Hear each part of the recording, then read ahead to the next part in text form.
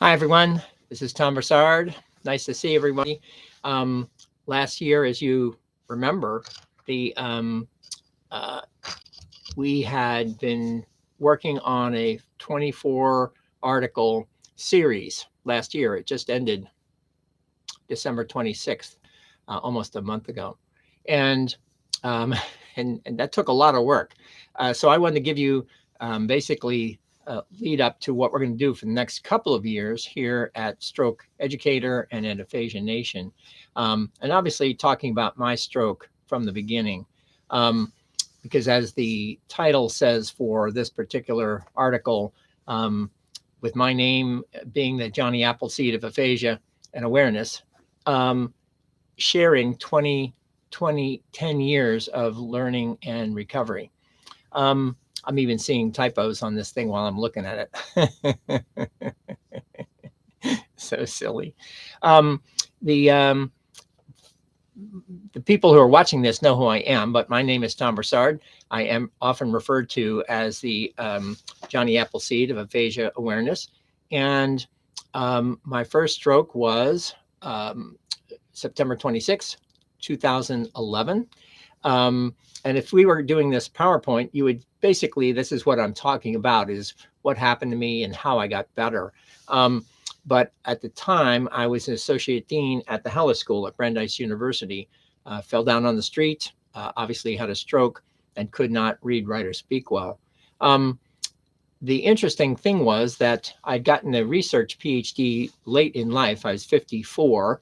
Went to Vassar for a semester, came back to the Hellas School where I just got my degree, and was there as the assistant and then associate dean for 5 years until my stroke. My expertise, my research work for the 6 years while I was getting my PhD was working with people with disabilities and employment. Um, and I did that for 15 years, but even before I started with education, because I had this company called Career Prospects, helping people understand about employment. Um, it was a staffing and training company in Brunswick, Maine. Um, then, of course, then I had my stroke, and then after my stroke, um, uh, had a really good speech language pathologist person, and then started doing all kinds of activities that I didn't know would be therapeutic, but they were the kind of habits I used to do before. So I didn't keep a diary, but I did take a lot of notes of my work. Um, I like taking pictures of the world around me, understanding the world around me. Really good calendar, so I know what's coming and what's happened before, and keeping notes on all of that so I can remember, because I couldn't necessarily remember myself, but that's why I keep a really good diary. Um, so again, I didn't realize that everything I was doing turns out to be the therapeutic activities that are the core of aphasia therapy and recovery. Again, I didn't know that, but I did keep what you all have heard, what turned out to be a 500-page diary, and I did that for 2 years, a little over 2 years. And while in the process of writing, all the time thinking that what I was writing looked fine with text, graphs, charts, and metaphorical drawings. I thought everything looked fine until 11 months later, turned out to be that August of 2012, I felt a click in my head, and I felt something happening. And I reread my previous entries, went to the first one, and for the first time pointed at it, and I said, "Oh my God, who wrote this? It's awful." And literally at that point in time, I realized that I've obviously been unaware that what I was writing didn't make any sense. And I realized that awareness was coming in, unawareness was leaving. Clearly, my brain, quote, was getting better. And as fast as I could, because I've been writing, I was actually in a library in St. Augustine, actually realized that all of this writing was part of the issue of recovery, because it is the activity itself is what built the additional what we call the branches and leaves, but what what are otherwise called dendrites and synapses, building new brain matter. So again, I didn't know that at the time, but when all this was happening, I remember sitting at this table, seeing what must have been awareness coming in. Obviously, that meant that the final last block of dendrites and synapses had finally been built, and it could now see what it couldn't see before. So I wrote as fast as I could, 15 pages, and I've got a couple of them here, 3 particular pages, and basically telling the world, and I'll quote that right here, because I had no idea what had been happening for the last 11 months, finding out, of course, that everything I was doing for the last 11 months were highly repetitive, meaning doing a diary every day, recording my voice every day, taking pictures of the world around me every day, getting the feedback that comes from all of that. That is how I got better. And that's how any of us, all of us, get better when we do these kinds of things. And then eventually I ended up joining the Boston University Aphasia Resource Center there, like other groups that we all go to, and that also turns out to be highly therapeutic. But I'll read you what I wrote in the diary, these particular pages, because for me anyway, and hopefully for you too, and it turns out this is all in my first book, I was just lucky. I called it my recovery accidental. I was just lucky because it was my habit before my stroke that drove me, made me, not because it made me, nobody told me, it was just the way I am. And that happens to all of us. Going forward, whatever you've done that were successful, you keep doing that again. That's what habits come from. So it was just my habit to do all of these things, not realizing that they were incredibly therapeutic. But I'll read these to you because I read these regularly myself. Now it's been 13 years since all this happened. And it's like yesterday. I read it and I think, wow, that's interesting what I, quote, said back there at the moment in time when my brain healed enough that I could now see what it couldn't see before. So here's the quote. I thought, or I used to think, I had done better on my sentences. This is the therapeutic sentences. But until now, underline, seeing as my sentences then, underline, thinking then, underline, that I was doing well. I cannot tell then how terrible my sentences were until now about then. So my, quote, new eyes can get older faster, and that is a good thing, as my grammar acclimated to this new altitude, and my quoted eyes became new almost every day. And that's the diary entry, August 13th, 2012. And it is cited in my first book, the primer. They're all called Stroke Diary. And this one is the Stroke Diary, a primer for aphasia recovery. I'm sorry, therapy. Anyway, and that was in 2015 when I wrote that book. So that's 9 years ago for that one. But it was so interesting to me because I've told you this before. I was an engineer, then a business person, and then went into education. And I really had no idea how the brain really does work at all. So everything I've learned since my stroke, and came to understand that the brain operates on anything.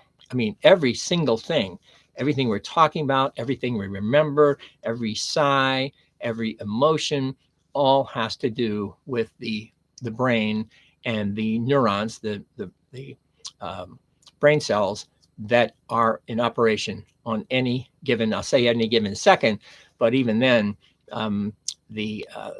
we operate far beyond down below just a second, given that there are, 1,000 milliseconds, and the brain operates very, very fast at a flow of about 4 billion flows a second. So incredibly, incredibly fast. So all of this was the beginning, and I say the beginning because it took me years, quote, to get better. I was just lucky that I was saving all of the evidence of what was happening over time, so that later, after I got better, was able to look back at what I had recorded, basically recording, whether it be writing or speaking or pictures. And then I had the evidence of, in fact, my improvement, because my diary did get better over time.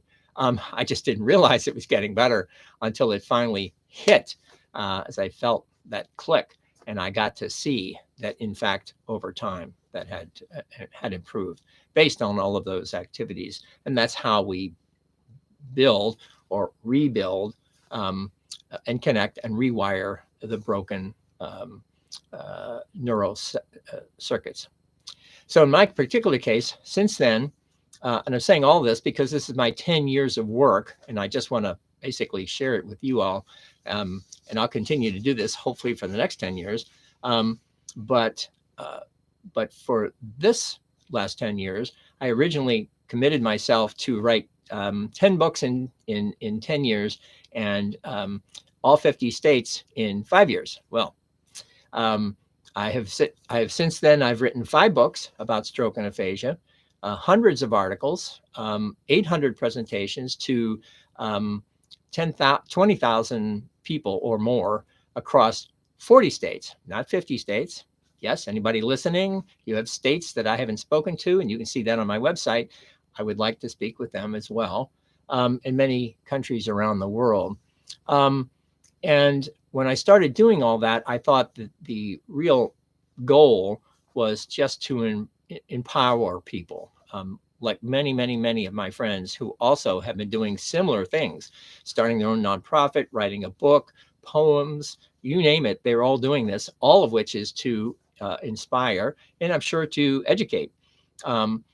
And that's what I decided to do too, is sort of the moving forward and doing more studying and writing about how the brain works, more than just telling my story, which is always helpful to get into why it is I do this, given who I used to be and wouldn't have known anything about it. And that's why I did the 24 series last year, as I continued to study how the brain works. And you get that from reading from all of these other scientists, often in the 1800s, who were each one doing their part to help us figure it out in the modern world, what they were just starting to see with tools that were really quite ancient in terms of what they were figuring out. And they did it anyway, even with these older tools, which we can now see with the new tools that we have. But for the next couple of years, I intend to do more studying and more writing, helping people better understand, as I say, with a renewed focus on plasticity as the basis of all learning, that powers education of all kinds. Because therapy is really education. Teachers are education. They're pretty much the same. Plasticity is exactly the same, actually, when it comes to whether you're an educator or a therapist or any number of clinicians or any number of business people or government people. More people need to know more about how the brain works, how plasticity works, and how people can basically better understand anything you think you are doing, having a little more consciousness of what's happening on the inside as you are doing these things on the outside. All of that helps you be better at whatever it is that you are doing. Just as I always say, just knowing a little bit about the brain is a huge step forward for the human race to better understand how learning works. Because teachers help with people. Teachers can help much better if they have a good understanding about how the brain works when it comes to plasticity, which converts thought and cognitive activities into new brain matter. And just saying that, a lot of people go, first say, plasticity? Don't know what that is. And what do you mean it builds new brain cells? Doesn't it just sort of do its thing? No, just knowing a little bit, like I say, helps an awful lot. So So last year I did the 24 article series with an intention to do what we're doing here, was put together, as you will see, you'll get this soon. This tells you these are all the scientists, myself in the middle. Not that I'm a scientist, but I play in TV. And each of those are hyperlinks. So you get this one PDF, this one page, and you see each of them are hyperlinks. So you get to the articles that I did last year. So whether you're a professor with lots of your students, or you're a clinician, or you're a person with stroke and aphasia, you can get this one page, and then that you can get into the other 24 scientists that I did wrote about last year. And that is my gift to the world. Like I say, it's been 10 years since I started doing my work, obviously 13 years since my first stroke, but this is a gift to the community so that they can better see that and use this because my birthday is coming up on January 25th. I'll be 72, and this is this year's Facebook birthday celebration for donations to Aphasia Nation, which is what we started doing last year and did a very, very good, successful fundraising campaign. So we're doing again this year, and using this as a gift for all of that going forward. The Aphasia Nation, again, you'll remember last year we started the national survey of all of the stroke-centered hospitals in the country, began to understand and found out that very few stroke-centered hospitals, never mind regular hospitals, know much or anything about aphasia in their website, never mind their own materials or training for their staff or for their patients, given, as it turns out, that so far in the survey, 418 out of the 2,446 stroke center hospitals in the country, 92%